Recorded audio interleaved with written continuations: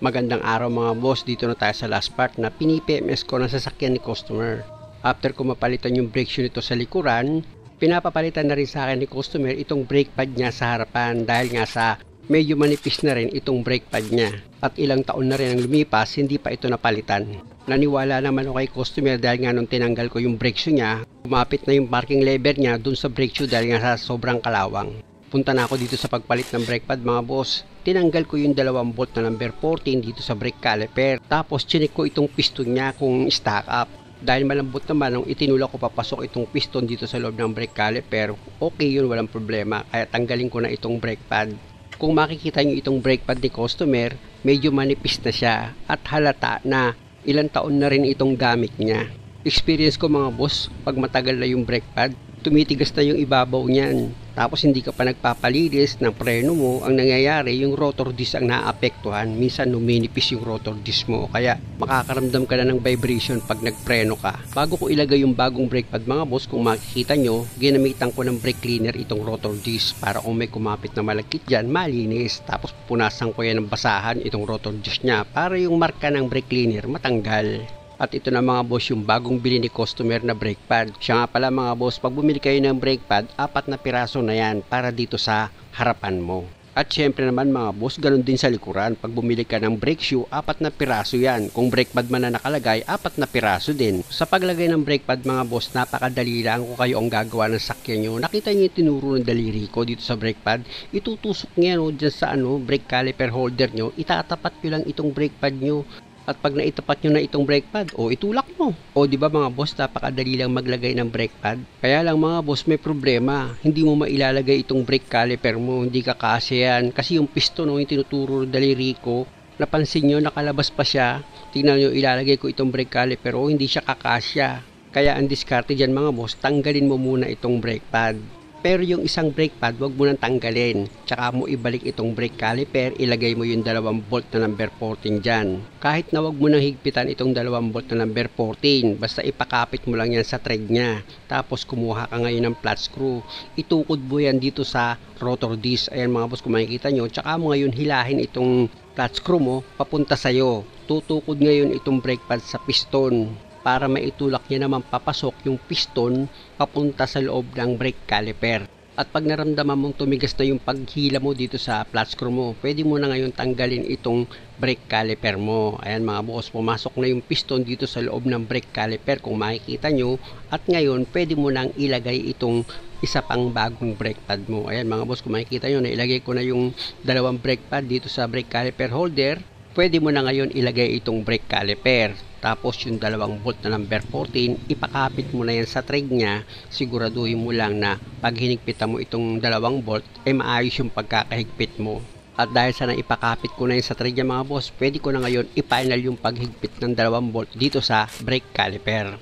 At dahil sa okay na ako sa pagkabit dito sa brake pad mga boss, pwesto ko muna itong camera, tapos ipihit ko muna yung manibela, idiretso ko yan para pag nilagay ko itong gulong, naka-straight na yan. At yun lagi kong paalala mga boss, yung nut dito sa gulong, siguraduhin yung maayos yung pagkakahigpit nyo dyan. Check upin ko itong sasakyan ni customer for the second time, okay, wala siyang kalog. Dahil okay na ako dyan mga boss, lipat na ako dito sa kabilang side. Papalitan ko rin ito ng brake pad. Kailangan ko rin kasing ma-check yung brake caliper dito, pati yung rotor disc niya. Siyempre, gaya ng dati, after ko ma-jack itong gulong or may angat siya, tatanggalin ko muna itong gulong. Ilapit ko itong camera mga boss, tapos pihitin ko yung manibela pa kanan. Para pag niluwagan ko yung 2 bolt dito sa brake caliper, hindi ako mahirapan. Ayan na mga boss, kung makikita nyo, luwagan ko na itong 2 bolt na number 14. At pag maluwag na yan, pwede ko na ngayon tanggalin itong 2 bolt dito sa brake caliper. Tsaka ako ngayon yan iaangat. Nakita nyo yung tinuro ko mga boss, yung piston niya nakalabas, tapos yung 2 sliding pin niya okay naman, walang problema, hindi siya masikip, kaya tanggalin ko na itong 2 brake pad. Makikita nyo itong brake pad niya mga boss, parang naaagnas na rin sa tagal. Kaya ang gagawin ko dyan, linisan ko muna ng brake cleaner itong rotor disc. Ayan, isprayan ko muna yung mga boss, tapos gagamit ako ngayon ng malinis na basahan, punasan ko itong rotor disc para yung nagmarkad na brake cleaner dito sa rotor disc niya patanggal. At ito na mga boss, yung 2 pang bagong brake pad na ilalagay ko. Sa paglagay nitong brake pad mga boss, itapat nyo lang yan dito sa brake holder niya, itong brake pad. Pag naitapat nyo na yan, tsaka nyo ngayon idiin na itong brake pad. Lagay na yan. O, di ba? Nakita nyo, napakadali lang. At dahil nga sa yung piston dito sa brake caliper, yan tinuro ko mga boss, nakalabas siya, ilagay mo muna itong brake caliper. Mamaya muna ilagay yung isa pang brake pad. Bale, ikabit mo muna yan 2 bolt na number 14. Kahit wag mo muna siyang higpitan. Pag okay na, gamit ka ulit ngayon ng flat screw mo. Itutukod mo itong flat screw mo dito sa rotor disc. Ilapit ko mga boss para makita nyo kung saan ko itinutok itong flat screw dito sa rotor disc. Ayan tingnan nyo, ayan yung flat screw. Ilapit ko yung camera. Ayan, ganyan mga boss. Ayan. Itinuro pa ng daliri ko yung flat screw na nakakalso, di ba? Tapos ito naman flat screw ngayon para itong brake caliper umabante. At dahil sa tatama itong brake pad dito sa rotor disc, matutulak ngayon ng brake pad yung piston papasok dito sa loob ng brake caliper mo. Kaya lulubog ngayon yung piston. At kung sa palagay mo matigas na hilahin itong flat screw mo, pwede mo nang tanggalin yan dahil yung piston yan possible nakalubog na. Tapos pwede mo nang tanggalin yung bolt pati itong brake caliper. Ayan yung piston mga boss, nakita nyo, nakalubog na siya dito sa brake caliper. Kaya pwede mo na ngayon ilagay itong isa pang brake pad. Sa paglagay ng brake pad mga boss, nakita nyo naman yung tinuro ko dito sa baba at saka dito sa taas, pareho silang may gatla, di ba? Tapos itong brake pad mo, itatapat mo lang yan dito sa brake caliper holder o itulak mo na siya, lagay na. Kaya nga kung kayo magpapalit ng brake pad nyo, hindi naman kayo mahihirapan, napakadali lang.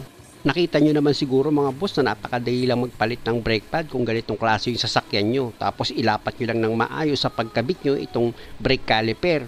Paglapat na siya ilagay mo na yung 2 bolt na number 14, ipakapit mo yan sa thread nya. Pag okay na, gamit ka na ngayon ng number 14 na socket wrench mo, kaya box wrench. I-final mo na yung higpit dito sa bawat bolt ng brake caliper mo. Tapos pwede mo na ngayon pihitin ulit itong manibela mo, ipadiretso mo na yan.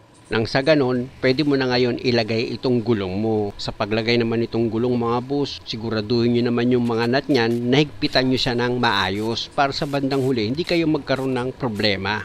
Pag okay na, uga-ugain mo itong gulong mo para malaman mo kung meron siyang kalog dito sa pangilalim. Pag okay naman, edi very good. Maraming salamat sa panonood. Sana wag nyong kalimutang mag-subscribe sa channel ko. Salamat!